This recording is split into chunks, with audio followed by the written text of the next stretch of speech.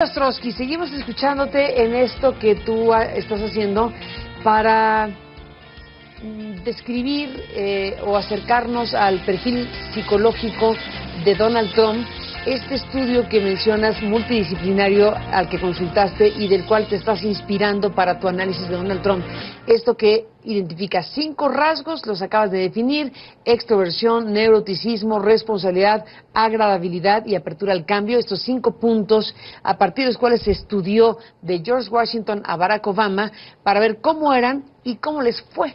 Exacto. Entonces, en eso nos quedamos. Exacto. Y entonces, ¿cómo califica? Entonces, Trump, lo que va a pasar, y que te voy a describir bien, tiene ciertas características que es el extremo de la parte extroversión, pero lindando en patología, y la parte de lo desagradable, que es el índice de agradabilidad. Bueno, tiene lo más alto en extroversión y lo más bajo y te lo voy a definir. A ver, extroversión ya lo dijiste, que es... Bueno, es un dinamo. Él es un gran motivado, sí, incansable, incapaz de estar quieto, duerme poco. Muchos de los grandes líderes políticos son así, pero él todo el tiempo está moviéndose. Hay una entrevista que le hizo Barbara Walters en 1987 y le dijo: oye, ¿qué tal si fueras nombrado presidente de Estados Unidos en lugar de que tuvieras que run para que pudieras competir con todo eso? Dijo: no, lo odiaría porque lo que yo amo es la cacería. Ya hablas de su vocabulario, ¿no? Y entonces estos rasgos, pues, es cómo toma las decisiones. Los extrovertidos toman altos riesgos y las personas con niveles bajos de apertura raramente cuestionan sus convicciones profundas. Entonces toma riesgos y eso genera grandes ganancias en lo que ha hecho, pero también enormes pérdidas, porque Trump ha invocado a la quiebra en muchísimos negocios que ha hecho. Entonces, si se lanza, entonces en su forma de hacer negocios, que tiene que ver con esto extrovertido, yo te podría decir que es muy agresivo y toma altos riesgos. Y va a tomar altos riesgos en lo que está haciendo. Muy importante para efectos de lo que está pasando, si nos vamos a sentar como país o como países, Canadá, México, con Estados Unidos, con él al frente, y además ha dicho que quiere un tete-a-tete directo con los mandatarios. ¿Qué tipo de negociadores, qué tipo de situaciones se pueden presentar a la hora de poner a la mesa algo tan complejo como un tratado de libre comercio que se negoció de la forma en que se negoció y ahora quedará en buena medida pues en una circunstancia totalmente distinta? ¿Cómo imaginar un proceso de negociación? Yo te puedo decir que es un psicópata, no sociópata. Los sociópatas es adquirido, la psicopatía tiene que ver con la genética y el medio ambiente. Otro día, si quieres, me invitas a hablar de los psicópatas. No, pero defíneme qué cosa es eso. La psicopatía es un trastorno de personalidad, en donde... ¿De plano así lo ves? Sí, claro, pero sí es un psicópata exitoso. Tú eres neuropsicóloga profesional. Yo he visto muchos psicópatas. ¿Qué define un psicópata? La psicopatía se define como un trastorno de personalidad que se va a manifestar en 3 esferas. En la esfera intrapersonal, son individuos superficialmente encantadores, con un enorme sentido de autovalía, que mienten con facilidad, ¿no?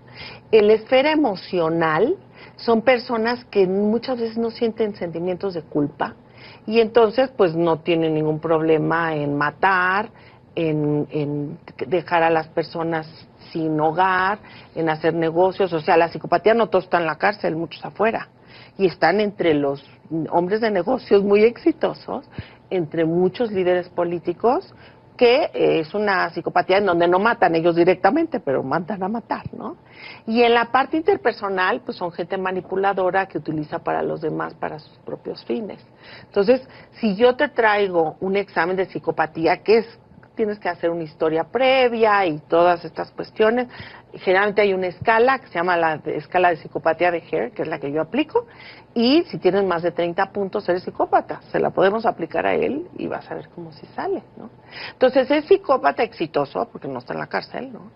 Y también es maquiavélico. Es un rasgo del maquiavélico, viene de la gente que utiliza, el objetivo es el fin. El medio como le logras, no importa. Entonces, ¿cómo negocia? es durísimo. Lo que leí es que la gente hizo un campo de golf en donde mucha gente tenía que vender sus casas y sus terrenos, y fue terrible en las negociaciones. Los que negociaron con él decían, es horrible. Primero negocia cualquier detallito mínimo, ¿no? Y nunca cede a nada. Es para arriba. Y es como él dice, así es como tienes que negociar. Súbete hasta arriba, maneja las expectativas, pero no te bajes y maneja. Entonces, en los negocios es psicópata y maquiavélico. Y él no acepta perder. Para él hay ganadores y perdedores. Y si pierde, se enoja horrible. Lo hemos visto en su campaña, cómo insulta a las mujeres y a los reporteros en general. A las mujeres son insultos realmente que le sale sangre, ¿no?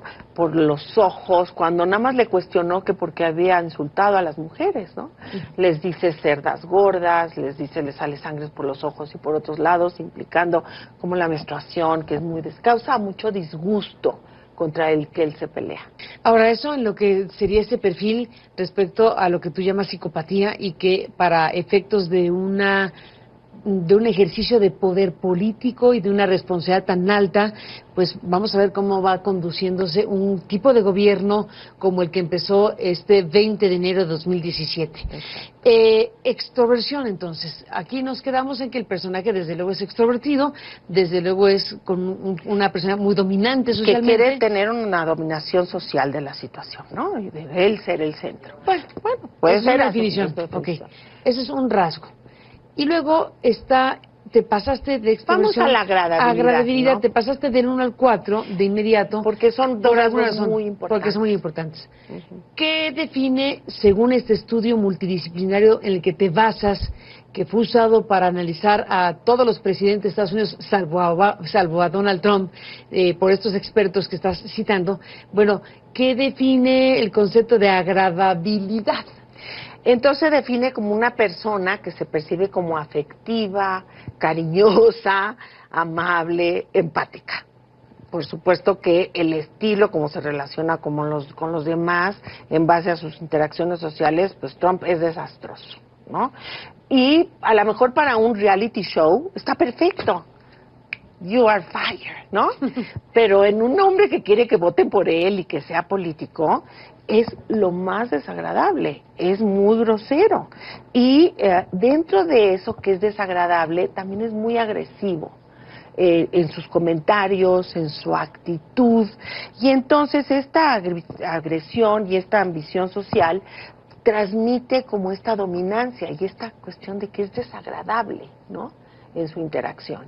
Eso básicamente, por ejemplo, lo entrevistaron también, y entonces decía, soy el rey de Palm Beach. Vienen todos le dijo a un reportero, a Timothy O'Brien, en su libro de 2005, y le dijo, que hizo Trump Nation, dijo, las celebridades y las personas ricas, todos vienen aquí, comen conmigo, y probablemente cuando terminan dicen, y es terrible, me cayó gordísimo, pero yo soy el rey. Eso está verbatim del libro, ¿no? Entonces, bueno, esa parte de lo desagradable es que viene también con el narcisismo. Entonces, son varios subtipos de esto. Déjame hacer una pausa para entrar en esa parte del narcisismo. Volvemos en un momento.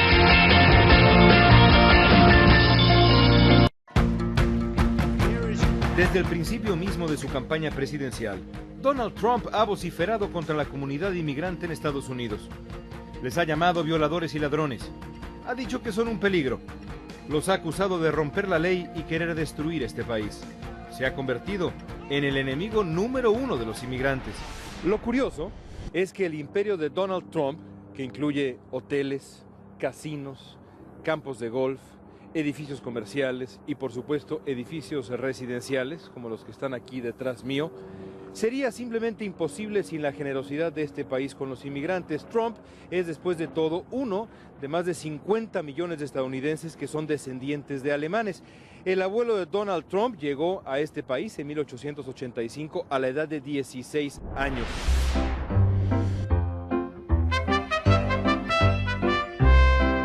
Después de de llegar a Nueva York, el abuelo de Donald Trump hizo lo que millones de inmigrantes antes y después de él. Aprendió inglés, se cambió el nombre para sonar más americano y aprovechó las facilidades legales de aquel tiempo para hacerse ciudadano. Durante todo el siglo XVIII, Estados Unidos abrió sus puertas a los inmigrantes. El país necesitaba de su empuje y su dedicación. Necesitaba incluso de su presencia para poblar el oeste del territorio. Hasta allá, al noroeste del país, fue a dar Frederick Trump en los últimos años del siglo. Al más puro estilo emprendedor de los inmigrantes, Trump abrió un restaurante en Seattle. Había bebida, comida y otras cosas también. Empezó a construir el imperio que luego continuaría en Nueva York y heredaría a su hijo Fred Jr. y después a su nieto, Donald. Pero la vida de Frederick Trump no estuvo libre de dificultades. Muchos de los inmigrantes alemanes que llegaron a Estados Unidos en aquel tiempo enfrentaron el mismo rechazo que hoy enfrentan los inmigrantes hispanos. Buena parte de la sociedad de aquella época los acusaba de hablar solamente en su idioma, de querer cambiar culturalmente este país, de traer caos, de traer enfermedad a Estados Unidos. ¿Les suena conocido? Hubo movimientos políticos para impedir su arribo a tierra estadounidense. Se publicaron caricaturas denigrándolos. Distintas organizaciones trataron de bloquear su participación en la vida del país. Aún así, contra viento y marea, los alemanes echaron raíces en Estados Unidos, fundando, junto con sus descendientes, innumerables empresas, entre ellas Goldman Sachs, Comcast, Merck, Pfizer, Boeing y The Trump Organization.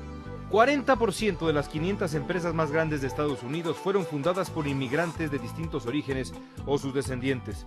El valor total de esas empresas es de más de 4 trillones de dólares, el equivalente a la cuarta economía del mundo.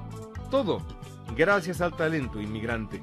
En el primer siglo de vida de este país, decenas de millones de inmigrantes llegaron a la costa este de Estados Unidos. Solo entre 1892 y 1924, 12 millones de personas fueron procesadas, fueron recibidas allá, en la isla Ellis, justo frente a la Estatua de la Libertad. Sin la participación, sin la presencia de cada una de esas personas, de cada uno de esos inmigrantes, Estados Unidos no sería lo que es hoy. Esa es la historia real del poder de los inmigrantes en Estados Unidos. Una historia de lucha, esfuerzo y dedicación, completamente opuesta al prejuicio nativista, al prejuicio racial, la verdadera historia de la virtud estadounidense,